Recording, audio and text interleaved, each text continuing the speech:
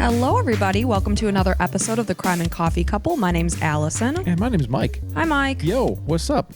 You know, a little of this and a little of that. Yeah. You look, like a little sun-kissed, I would say. Yeah, we went to the beach yesterday. Oh, we did. As a matter of fact, we did. How about that? It was a glorious day. Yeah, not to like rub it in anyone's faces. Our Australian listeners are used to going to the beach at this time since it's summer down there. We found out summer-ish. Some people sent us some pictures, so thank you for that. But we got out and we do live like an hour from the beach, so we figured, hey, let's take advantage of it, right? Mm-hmm. Yeah, it was like 65 degrees. It was just perfect. Yeah, it was beautiful. Got a little sunburn because I'm white, like Snow White, basically. Well, you didn't put sunscreen on your neck. Yeah, that doesn't help either. It turns out that even in the winter, that sun can still burn you. Yeah. Yeah, mm-hmm. I mean, I'm not burned. We don't do that anymore as much. I wouldn't say. Maybe. You're pretty we try red not to. though. Yeah, I'm a little bit, but it'll turn tan, so I'll be fine. It's your neck. Yeah. I guess I'm a redneck. So welcome to the show. We want to say welcome to all of our patrons and also Apple Podcast subscribers. We can't shout out your name, Apple Podcast subscriber or Apple subscription people, because they don't give us your names or anything. So they don't even tell us. Like at first I thought, oh man, nobody's signing up for the Apple subscriptions. That was like 3 hours of work for like nothing, because I had to switch everything from Patreon to Apple. And Melissa from Till Death Do Us Part, she's thinking about doing the same thing. And she's like, I don't know. It's a lot of work. I'm like, yeah, it is. And Allison pretty much had to like physically beat me down to do it. She's like, all right, sit there and don't get out of this room until it's done. I put duct tape around him to the chair so that he couldn't move. Yeah. So that kind of hampered my like clicking of the mouse and everything, but I figured it out. At least I put that liter bottle of empty liter so that you could pee in it. Yeah. And luckily I'm very small, so I can fit right into it. So it's good.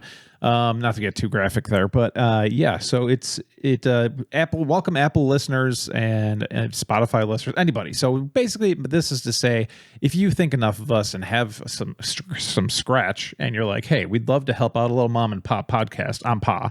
And I'm Ma. Yeah. Go ahead and sign up for the Patreon. If Patreon's great, if you're literally through anybody like besides Apple, like Spotify is really good because you can get your Spotify feed right there. But then if you don't like Patreon, go ahead and go to Apple subscriptions, right in the top. But the point really is, if you want to be shouted out and you're an Apple Podcast subscriber, just shoot us a message and we'll name you. That is the point. Thank you for bringing it back. Long story short. Yes. So besides that, what else is going on? We had somebody reach out to us on our Instagram page and commented for Allison. Oh no, it was YouTube commenter. So I am putting all these shows on YouTube now, about 2 hours after they release. So odds are, if you're listening to the show, you can go see it on YouTube also. Depends which way you want to consume it. Either way.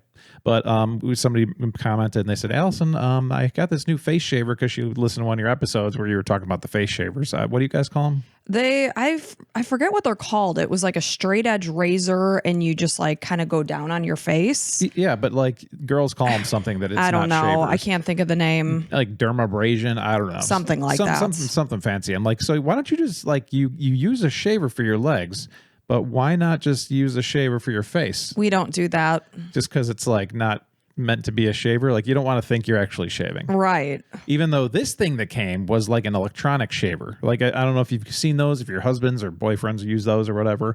There's those ones with like the 3 heads that are like, it's like that, except it's one head and it looks like a lipstick thing. It looks like lipstick. It's got a light, and we can actually use that as my Amazon addiction. I've only used it once, so I can't say like, oh, it's life-changing, but it worked well. Okay. So we'll link that. What is it, like $20? It was 20. Yeah. Okay. And they send you the battery and everything. And Mike brought it over to me. He's like, you do realize this is just an electric face shaver. We're making small steps to getting you just a shaver, just like a full on Mach 3. Like, let's just go for it. Put the shaving cream, lather up. Yeah. You may as well just be standing there at the mirror with me and just shaving it up. Should I do a little aftershave? No, because that's not good for you, they say. Oh, okay. Because Kevin on Home Alone, he does it. And he was a child. That's true. His dad probably did it, and it was brute and all that stuff. I get it, but I don't. They say it's not good, so I don't do it. Dries out the skin. Yeah. But what else do you have? Allison made me a little list of things to bring up. Oh, your ugly ass shoes. Oh, I was going to say ugly ass shoes. That's exactly how I wrote it on the paper. So ugly ass shoes. Why do you find them so ugly? So I come home from work on Friday And there's these, if you were a scuba diver, it might be appropriate. They were sitting by our front door. And all I could do is just stand and stare at them with my jaw like flapped open. Like what kind of shenanigans am I getting myself into? What in the into? hell are these shoes sitting by my front door? Yeah, they're kind of like water socks looking shoes. One of my friends, I guess online friends. I make some online friends because, it's easier that way. You don't have to meet in person and all that stuff. I follow some weightlifting guys on Twitter, and this guy's like, hey, if you're into the flat-footed thing, get these shoes. There's like $20 at Amazon, and I use them for hiking and jogging and stuff. And I was like, they look stupid, but I'm at the point in my life. I'm 44. I don't really care what people think of me. So, I'm confident enough in myself, like whatever. I'm married. I have kids. Like, what am I really going for? I understand that. So, I mean, I want you to not think I'm a complete loser, but I don't think you're a loser. Sometimes that's impossible to say, but the shoes don't make you a loser. Right. That's my feeling. So they're just ridiculous looking. They're flat, so they make your feet work harder. And I want to develop the muscles in my feet so that when I'm doing like power lifts and stuff like that, I can perform better. And that's not like, I did calf lifts the other day, calf extensions, and like my big toe kind of felt like it was off a little bit. Well, we got to strengthen up that big toe. I know. Well, it's very important. So not to get too boring, but it's like, I just want strong feet. And so I'm willing to look like a complete idiot to do so.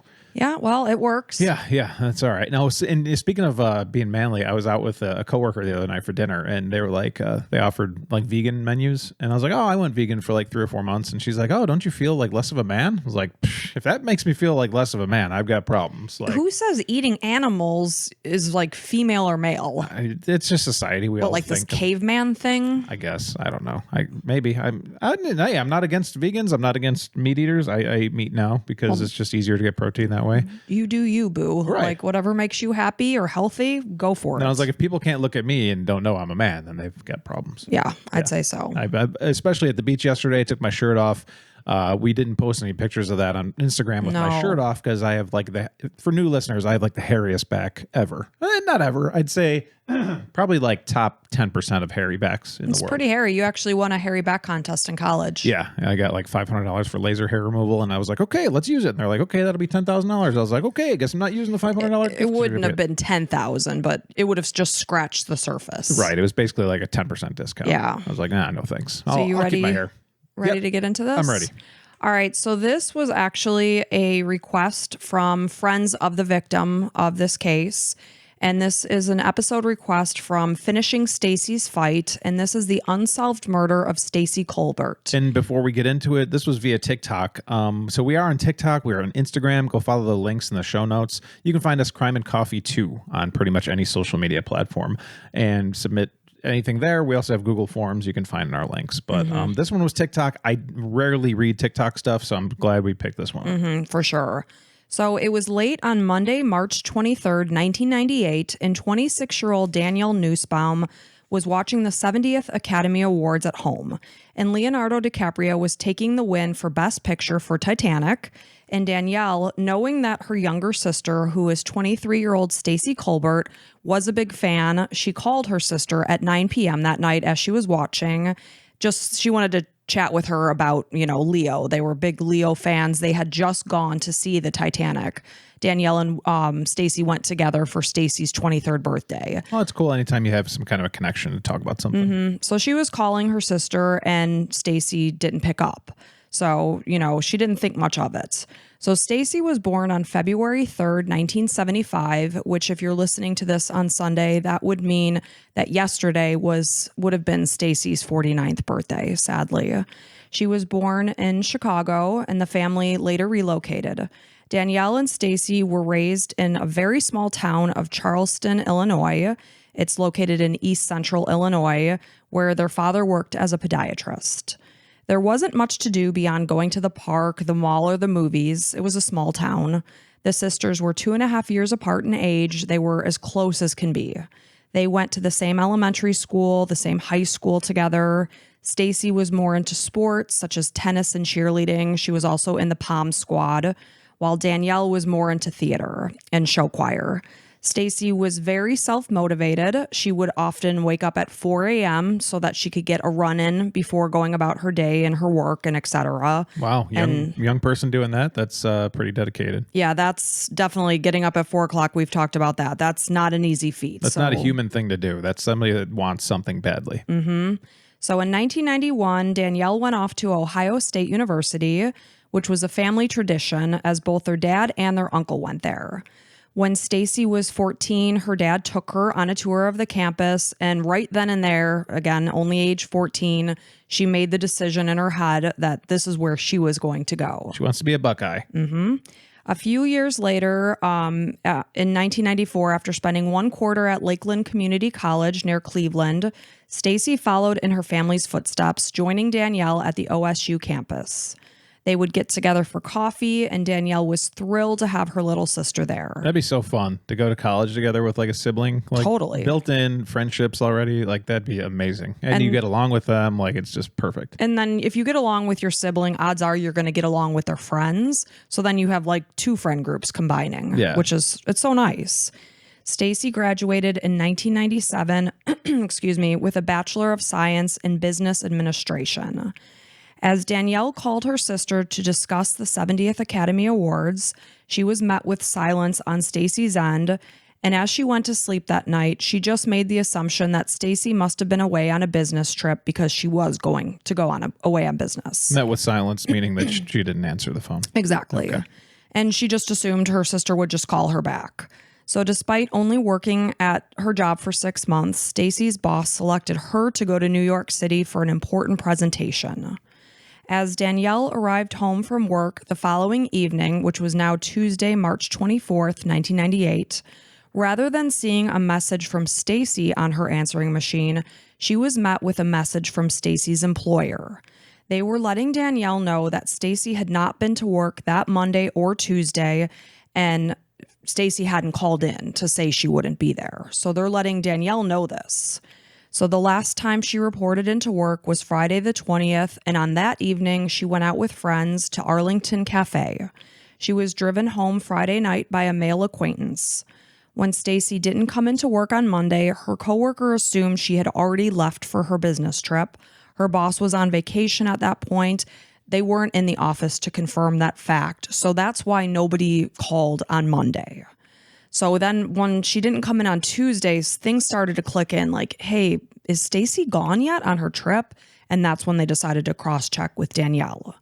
So Danielle looks back at that moment with that flashing light on her answering machine as life before the call and life after the call, because life would never be the same after she heard that message. She immediately knew that something must be terribly wrong. Knowing that Stacey was an incredibly hard worker, she couldn't fathom any situation where Stacey wouldn't show up for work, any situation where everything could possibly be okay at this point. Yeah, she's clearly a go-getter. And, she was selected pretty early on in her career, her job or whatever, to go to this New York thing. And turned out that, she wasn't responding. It sounds like she's a successful person. She is. Mostly. So it's just like, no, that wouldn't be her. There's like no situation you can possibly dream up that everything could be okay. We all know those reliable people that don't just fall off the grid. So according to police, the last time Stacey was seen was on Saturday, March 21st, which was 2 days before Danielle sat on the couch watching the Academy Awards, her calls to Stacey going unanswered. She had a cold at the time and planned to have a low-key weekend. When I say she, Stacey did. So Stacey had a little cold. She just wasn't feeling great, and she was going to have a low-key weekend at home in her first-floor, one-bedroom apartment. Since she had been working long hours at work, she just probably wanted to get in sweatpants and stay that way. So that Saturday, she spoke with Danielle on the phone, as well as her dad, who was living in Georgia at the time. She chatted with a coworker who lived in the same apartment complex. And then as evening rolled around, Stacey ordered a double order of breadsticks from Papa John's. this was the minimum amount that you could order for a delivery. I mean, that's a girl after my own heart. Yeah, just want to be comfy and just ordering something home style, just like something that kind of the only thing that sounds good, basically. Right, and not to mention the fact that you don't want to have to get in your car and go pick up those breadsticks. You certainly don't. So I would be the exact same way. I'd be like, well, then I'll have breadsticks another time. So she was able to get that delivery made. So the point is that the pizza delivery guy is the last person to have seen Stacey. So as evening's rolling around, she's placing this order. So a pizza delivery driver delivered breadsticks to Stacey's Governor Square apartment, 15 minutes northwest of the Ohio State University campus. So this was about 6 p.m. that Saturday evening. And again, he was the last person to have reported seeing Stacey alive. So within days, Stacey's picture, her smiling face, her dark brown hair and brown eyes were plastered throughout the streets of Columbus and the Ohio State's campus. It was only a year earlier that Stacey had graduated from the university. 6 months earlier, Stacey began her first job as a marketing assistant with the American Electric Power in Columbus. So everyone was terribly concerned, and she had a very large circle of people that cared about her because she was into everything. And, they were just terrified of what could have happened to the recent alumna and member of the Alpha Delta Pi sorority. So on Tuesday, March 24th, this is when Danielle is getting, word that Stacey's missing. Work 2 days in a row. So she rushes over to Stacey's apartment, which was only 2 miles from her own. And as she drove, she called her parents, who had also not seen or spoken with Stacey within the time frame that she was missing. And she let them know what was going on. When she arrived, Danielle was shocked to see that not only was Stacey's car just sitting out in the parking lot, but her apartment door was unlocked and slightly ajar. Once inside, there was no sign of burglary or theft. So Danielle did find some clothes strewn around the apartment. I read something that said that her clothes were laid out for her trip to New York, for her business trip. The refrigerator door was open. Milk and the half-eaten box of breadsticks were sitting on the counter. The box of breadsticks were stamped with the date and time of March 21st at 5:58 p.m. Stacey's car keys, her purse, $40, as well as uncashed checks and credit cards were there. Nothing was missing. So there's not a robbery attempt. No. So this wasn't done because somebody wanted to steal something. So, and also, are you really going to go into a college-ish campus where people are literally just getting started in their career and case that location? Probably better places to target. No, it's like you're just now getting your career going. It's not the place you're going to go and rob. Right. So the one thing that was missing, though, was Stacey's kitten Boots. And obviously the door was left ajar, so Boots easily wandered out of the door. So Stacey had only gotten Boots 3 months earlier, and she was madly in love with him, which made us think of our daughter. She has a cat named Walter, and she is just gaga for Walter. It's like her son. She cries about him all the time. She does. If she talks about Walter, she cries. So, Stacey got Boots a few months earlier, and she felt that the name was a little generic, but she had yet to come up with a more unique name at the time. She was thinking about it. My kind of gal admits that it's generic, and that's okay. So Stacey's typical routine was to head home after work so that she could play with Boots. Then she would go back out to meet up with her coworkers for happy hour. After Stacey went missing, Boots did end up going and being adopted by Stacey's sorority sister, because a lot of people do worry about pets and stories like, oh, what happened to the cat? So they found Boots. So Boots was found. She was kind of just wandering around the area. Boots went to Stacey's sorority sister, who changed her cat's name to Cookie, which was a nickname Stacey had been given shortly after she joined AD Pi. That's sweet. And he lived actually to be 19 years old. Wow. So as Danielle stood in her sister's apartment with no sign of Stacey, she was panicked and confused, and she immediately called the police. The Columbus Police Department began their investigation, questioning Stacey's neighbors, as well as the delivery man who would have delivered the breadsticks on Saturday evening. Police asked those who were questioned if they had seen or heard anything, or if anything seemed to be amiss. Like literally anything, because we have nothing to go on right now. They're starting from scratch here. The delivery driver told police that he found nothing out of the ordinary when he made the delivery. It was Stacey that answered the door. According to an article from The Lantern, the pizza driver felt strongly, though, that Stacey was not alone in her apartment and sensed that someone was present. Yeah, that's hard because it's like this is a sense you're going off of. Like there's nothing to kind of back it up. It's just this person that typically sees a lot of people, which is probably a good test. Feels there was somebody else there. Right. So I don't know what it was that they saw or heard that made them sense somebody's presence, but that's just what they said.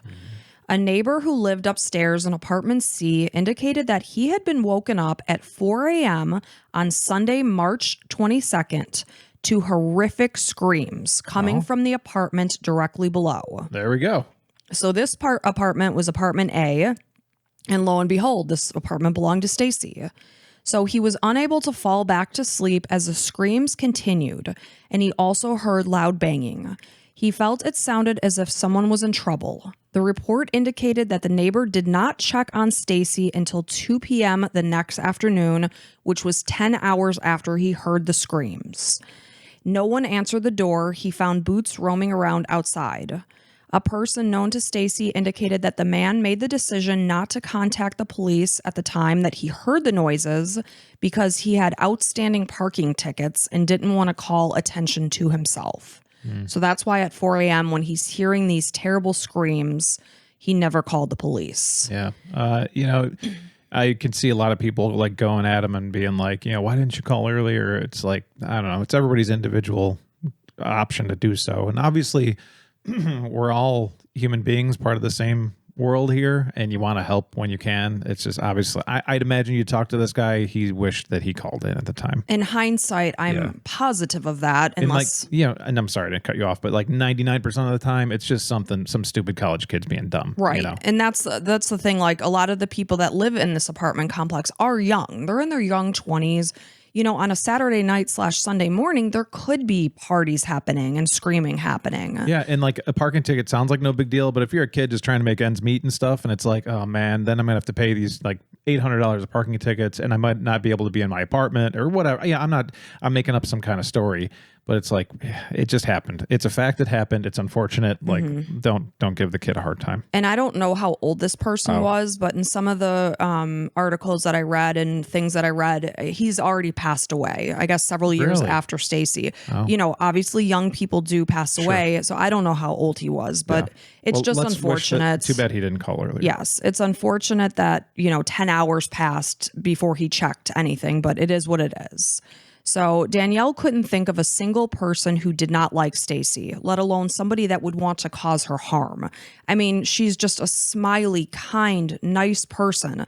She's not somebody that people would want to harm. I mean, the first thing that comes to mind has got to be some kind of a jealous boyfriend scenario. For me, I don't know. I'm sure you're going to tell us, anything we know so far. There's really not any true theories at this point in time of who would possibly do this.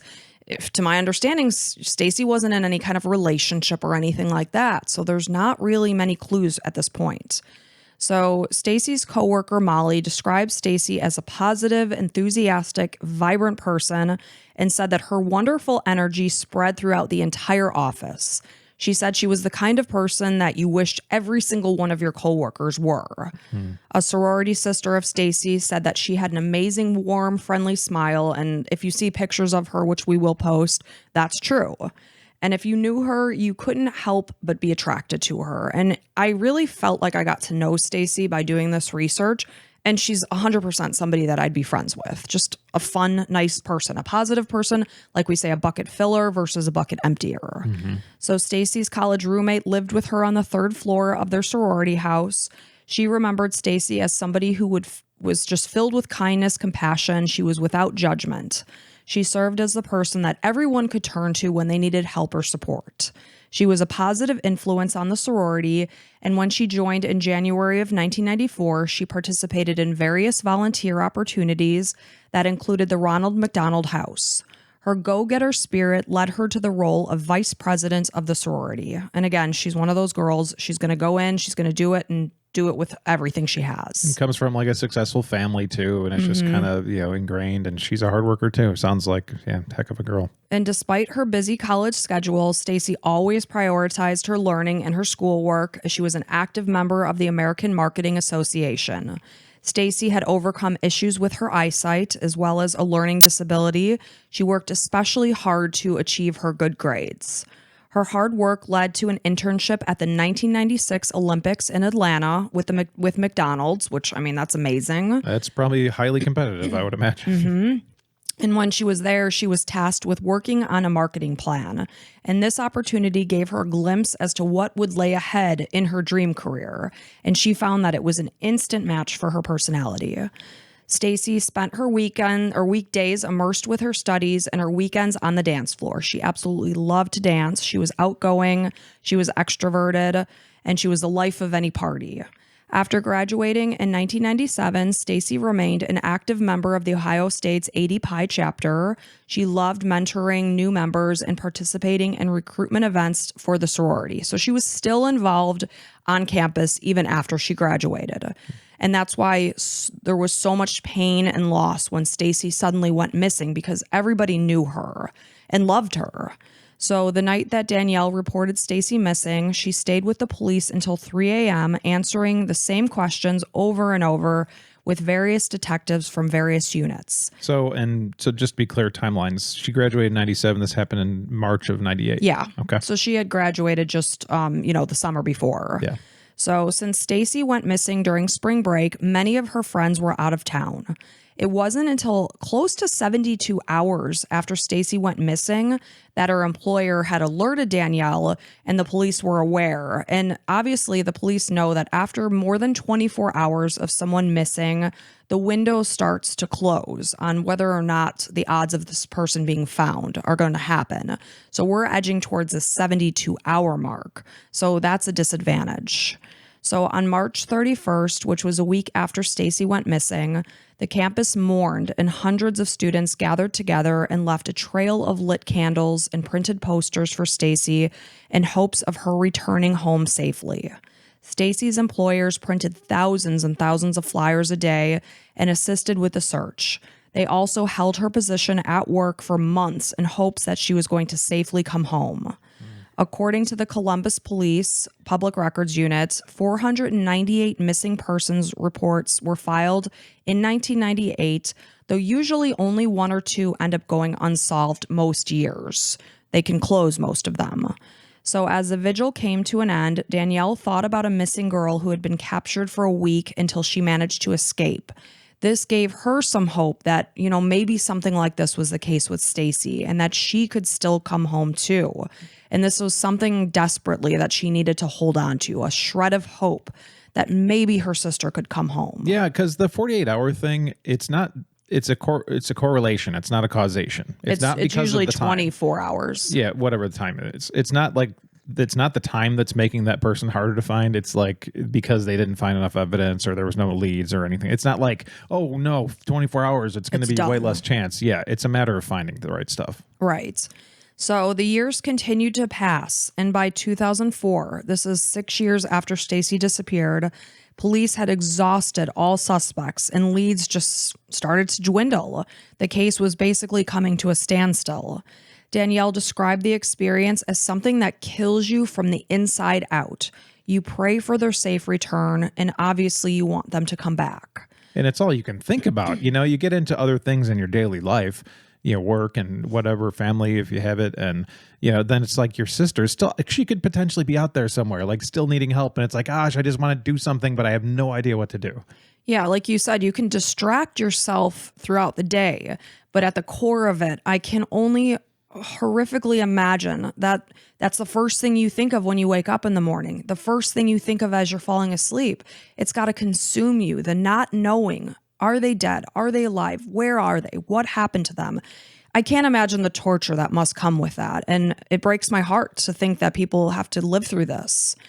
So on Saturday, November 27th, 2004, a hunter named Roy Parsons was out in search of his lost dog in a wooded area by the Scioto River and on State Road 257 North in Delaware County, Ohio. So this, according to my readings, was about a 40-minute drive from Stacey's apartment. Under tree leaves and scattered debris, he was shocked to see human bones. The Delaware County coroner was called to the scene and joined the Bureau of Criminal Identification and Investigation at the scene.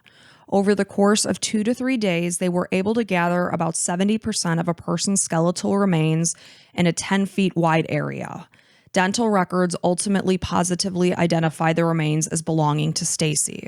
Oh, that sucks. Initially, there was hope that it wasn't going to be Stacey because part of the pelvis was missing, and that's a good indicator of what the person's age may have been. Based on the fact they didn't have the full pelvis, they were guessing it was somebody maybe in their 40s, which gave them hope that it wasn't going to be Stacey, but it ended up tragically that it was. But, at this point in time, it's like you could say, well, at least they know definitively that what happened. I mean, that she's not out there anymore looking to be saved or, brainwashed or whatever it might be. Whatever your mind could twist to think what could be happening. Yeah, it's up to each individual person to decide whether this is good closure or not. Absolutely. So because of the lack of physical evidence at the scene, obviously we're 6.5 years out. There's not much evidence. You can't say definitively, what the cause of death is at this point because there's nothing left, really. Yeah. The body was found to have some broken ribs, though the family didn't report that Stacey had broken any. But another article indicated that the rib fracture found had already healed before she had died. The missing persons case could now be confirmed as a homicide, something that the Columbus police expected, based on whatever findings they found at Stacey's apartment. The evidence found there, however, there's not much detail because this is still an open and active investigation. That's so frustrating from, the point of wanting to know what happened, but at the same time, you have to keep that closed because, just in case. You don't want the details to be leaked so that if you find somebody, those are only known to the police department. I totally get that. Yeah. But the point is, whatever they found at Stacey's apartment told them that this was going to be a homicide. What could they have found? Have you read anything? I'll give you some insights. Okay. So the case was now swapped from one jurisdiction to another, which makes it all the more challenging. Detective Jeff Bessinger, who was with the Delaware County Sheriff's Office, knew nothing about Stacey's case. So this was putting him behind, on top of the fact that the case was already more than 6 years old. Basinger indicated that the Delaware County sadly tends to be a dumping ground for bodies, which is just unbelievably sad Holy to me. cow. How about that? It's like, our county's a dumping ground for bodies. It must have remote, tucked away areas that people just take victims to. It's just unbelievable to think about. Yeah. So this department deals with a lot of the aftermath from other agencies because obviously now they're picking up on a case that the other police department had started. So Basinger began to re-examine every detail of Stacey's case from the very beginning. He re-interviewed suspects, had long gone back to the original scene of Stacey's apartment. He indicated that there were some things that were found later on in the search by the Columbus Police Department, which he now has in his possession, which are being analyzed by the crime lab. There are many barriers to getting resolution in cold cases. You've got time against you, the lack of physical evidence, DNA, suspects refusing to speak with police, a lack of evidence to indict them. As time goes by, people's memories fade, witnesses die, victims sadly get forgotten. So time is against you. So working with Stacey's family over the years, Basinger has formed a bond with the Colbert family, even though some members have died. Stacey's father, Larry, sadly passed away in 2007, not knowing who was responsible for his daughter's death. Stacey's mom, Rana, has since moved to Arizona. According to a Reddit page about Stacey's case, the apartment complex was located in a safe area surrounded by families in a suburban spot. After Stacey's disappearance, the police cut a large portion of her carpet out from her apartment inside. It's currently unknown if DNA other than Stacey's was located. So in this page... Well, you got to assume yes. Yeah, you would assume, but we don't know. And also to preserve her DNA. Mm-hmm. So on this Reddit page, it's reported that the carpet appeared to have been scrubbed and her apartment may have smelled very strongly of bleach. There were over 60 hours between the time that Stacey would have gone missing until anyone was aware of the fact, because you think about 4 a.m. is when that neighbor above heard all the screaming on the early Sunday morning hours. And Danielle didn't know anything about it until Tuesday evening. So this gave a person a lot of time to clean up the crime scene and erase any potential evidence. There was a boot print found on the door from the inside, which could have indicated that Stacey was trying to escape and the killer kicked the door closed.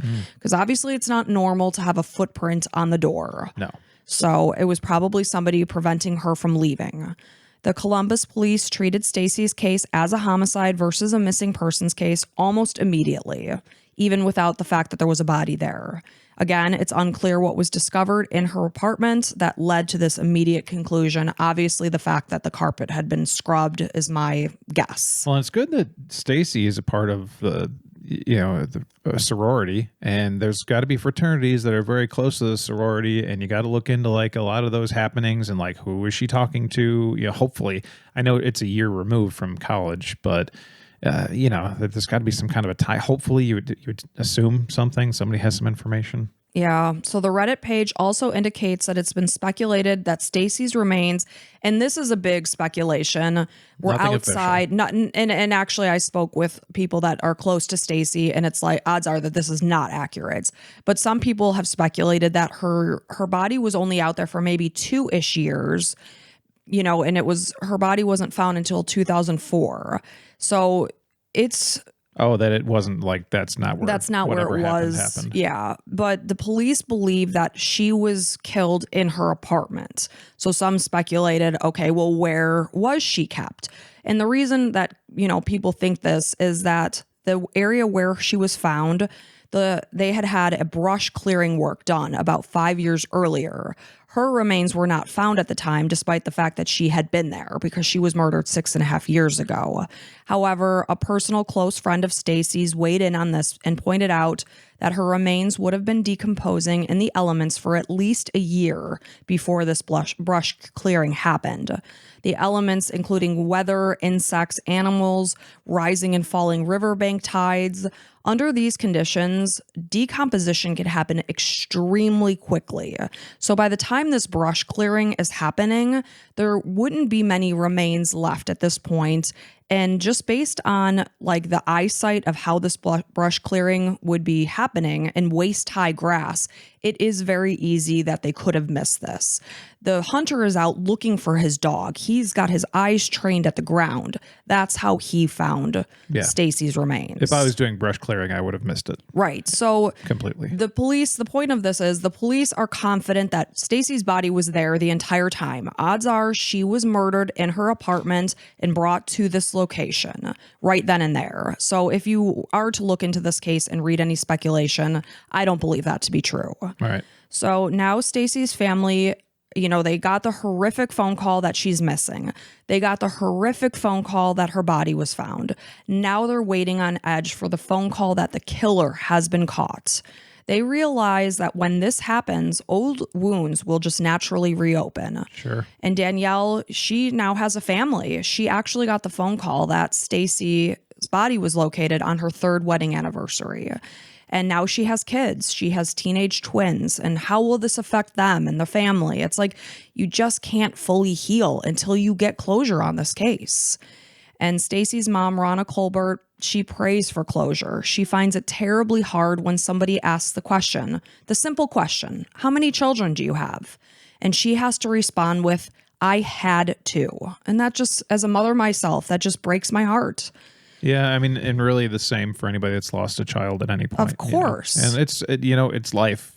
So, it's But to horrible. lose a child at the hands of a murderer is life. just that's beyond. Disgusting. Stacey's family keeps her memory alive through pictures, telling stories. It's so clear that Stacey was such a great person based on the people who reached out to us to cover this case because they loved her so much that after so many years, 26 years, they're running a Facebook page and all these pages to get justice for their friend actively. Still actively, yeah. Actively engaging, constantly. So it's just so clear to see how much people love Stacey. So, even to this day, the family keeps her memory alive, telling stories. Obviously, Danielle would want her kids to know who their aunt was. But it's never the same. At each gathering, an empty chair sits where Stacey once was. According to the Facebook page that was created by Stacey's sorority sisters, this is Finishing Stacey's Fight. It's dedicated to bringing Stacey's killer to justice. 29 days after Stacey disappeared, police were quoted in an NBC4i news article saying that Stacey knew her attacker. Two close associates of hers quickly obtained legal counsel, refused polygraph tests, and police believe she may have let one or both of them into her apartment on the night that she disappeared. Are you going to tell us about them? No, we don't know anything. Okay, I'd imagine they're males. You don't know anything about them at all? No. Oh, wow. I do not. There is speculation on the Reddit page that perhaps one person came in, attacked Stacey for whatever reason, murdered her like a psychopathic, insane person, and then called in the other one to potentially help clean up the scene. Yeah, I mean, obviously anybody who kills somebody is out of their minds, you know, so there's no like, oh yeah, that makes sense, you wanted to kill her. Like there's just no scenario where that's even remotely close to okay. So this person is obviously very, very like mentally in violence. Yes, absolutely. Very violent and prone to coming into a person's apartment in the middle of the night, the sweet, loving, caring person, and attacking them and killing them.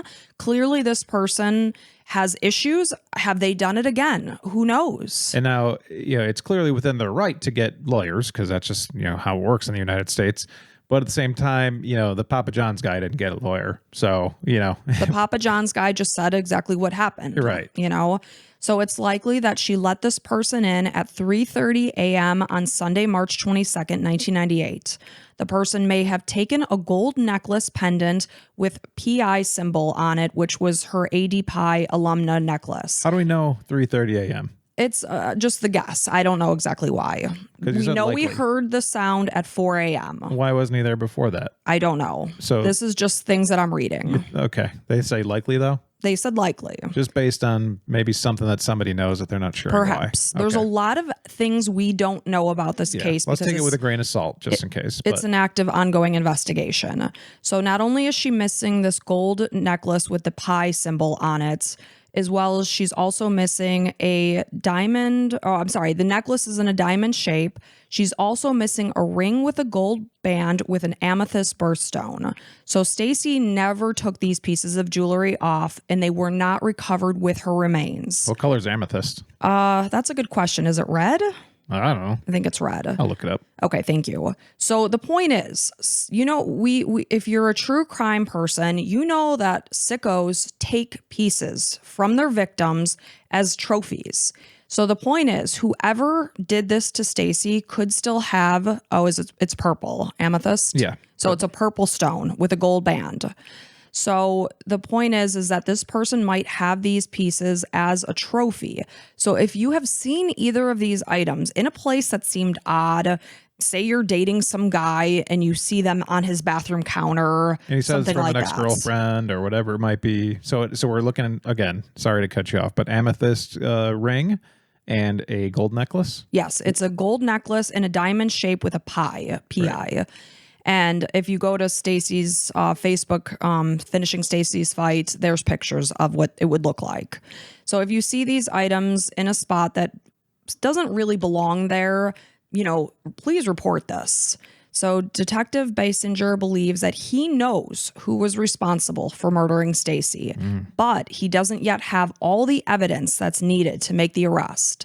So the point of this is that we're hoping and praying that they're close to getting this person. It's kind of powerful from Detective Basinger's perspective. You wonder if he really knows or if he's just saying that to make the killer, you know, worried about it. I don't know. That's interesting. This Basinger guy seems to have his stuff together. Like I really respect that he redid the entire investigation just in case, you know, not to say that the police didn't do it the right way the first time. Right. But he wanted to do it himself. Yeah. Cause he's responsible for it now too. Just as I would. Yeah, for sure. I would start my whole investigation from scratch just as he did. Yeah. So, and he's just been very communicative with the family. And like I said, he's developed a good relationship with them based on his communications. So it's somewhat personal. Very much so. So he has vowed to remain diligent, and he has added, I am going to get him. I promise you. I'm going to get him. That's so awesome. He's a monster, and this isn't something you do once. And I believe that.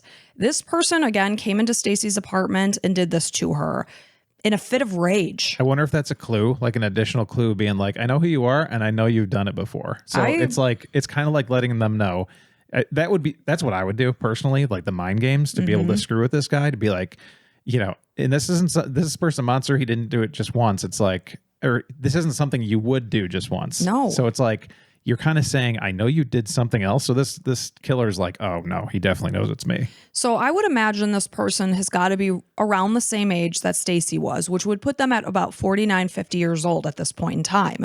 So it's like, okay, say this person now is married and has kids. Don't tell me that he acts normally in his relationship. Right. If you have the ability to fly off the handle and kill an innocent victim, you are not right. And there are definitely signs that something is not right. Unless he's on medication now or something. Perhaps. Like antipsychotics or something. Perhaps. So the point is that Detective Basinger is onto this person, and I feel like in my soul that he knows who this person is. So Stacey's memory lives on in the community and in the hearts of family and friends and those that knew and loved her and continue to fight for justice. Typically on Stacey's birthday, again, this would have been yesterday, a memorial is held at the Fountain of Women at the OSU campus. Danielle has a cup of Highlander grog coffee, which they often enjoy together. She raises her cup in her sister's honor. Girls after our own hearts. Her family and friends will never move on, and they will continue to fight until there is justice for Stacey. Anyone with any information on Stacey's murder is asked to call the Delaware County Sheriff's Office at 740-833-2892 or email Sergeant Basinger at jbasinger@co.delaware.oh.us or email finishingstacey'sfight@gmail.com. I was in contact with Stacey's friends, and they are lovely people, extremely responsive. If you know anything, please reach out. And obviously we'll put these emails and phone numbers in our show notes. So if you're looking at the podcast, just click on like additional info or whatever. It should be right there. So we'll put all this information there. I will also put a picture of Stacey's jewelry that is missing, that she wore all the time and was never recovered. We'll put pictures of that. Where? On our Instagram. Okay. Thank you for clarifying that. Yep. So in order to move Stacey's case along, her family is respectfully asking for donations through GoFundMe to assist in hiring a private investigator just to get more information. We will also link this. Anything that you can contribute will help. No gift is too small. The family has thus far raised $3,360 of their $15,000 goal. And that is the sad and thus far unsolved murder of Stacey Colbert. That's heartbreaking. I mean, frustrating, the least of the words I could probably use, and just it's a totally horrible situation. A lot of these stories you hear about the person, how awesome they were and stuff. It sounds like, Stacey was definitely a special person. For sure. And, obviously Stacey is gone. She can't come back, but it's so important, no matter how many years pass by, that this person is held responsible for what they did. Yeah, absolutely. And then gets beaten in prison, hopefully. All right. Well, thank you so much for listening, and hopefully somebody can reach out and help find Stacey's killer and get him behind bars. But thank you for listening. We really appreciate each and every one of you. And if you enjoyed our method of sharing these horrible stories, then there's over 40 episodes available to you via Apple subscriptions or Patreon. Just go to our show notes. Bonus episodes. Bonus episodes. Yeah. Thank you. And every time that you join us, we like to shout out our patrons. So we can't shout out our Apple people, but we can shout out our patrons. Welcome to the Crime and Coffee Couple Club, to Justine, Harley, Pam, Lynette, and Sherry. Each and every one of you, absolutely lovely individuals inside and out. Yeah, thank you guys so much. And again, if you are an Apple subscriber, please just know that you can just send us a quick message via Instagram, whatever method you want to choose. Instagram's the best. Yeah, Instagram is great. And let us know your name and we'll shout you out. Yeah. No worries. Easy peasy lemon squeezy. Right. Anything else? No, that's it. And we just appreciate the heck out of each and every one of you. And until next time, bye.